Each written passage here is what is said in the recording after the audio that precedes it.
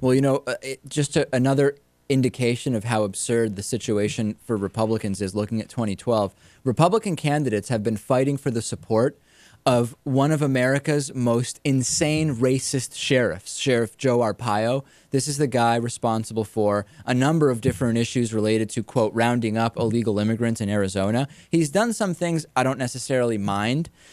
Tent City, for example, making those who are in prisons in Arizona have to live in tents outdoors.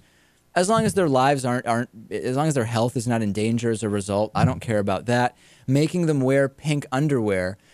I don't actually care about that at face value. I do, however, think it's representative of the idea that being feminized is objectively bad. And let's be honest, we know Joe Arpaio's views. He's definitely a guy who is not going to be too sensitive to gender stereotypes.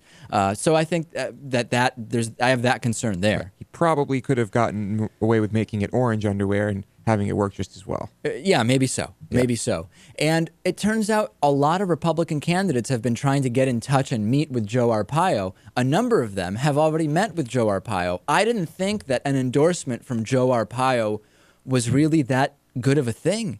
I mean, I know the Republican Party is known as when it comes to illegal immigrants, it's really the pro-genocide party, right? I mean, we have many we should kill illegal immigrant views from those on the far right. Yeah, go ahead, Natan. Yeah, the other day during the Republican debate on CNN, the audience was like applauding and cheering upon the mention of a fence across the Mexican border, and it was just like, who's the most macho anti-immigrant candidate? Right, absolutely.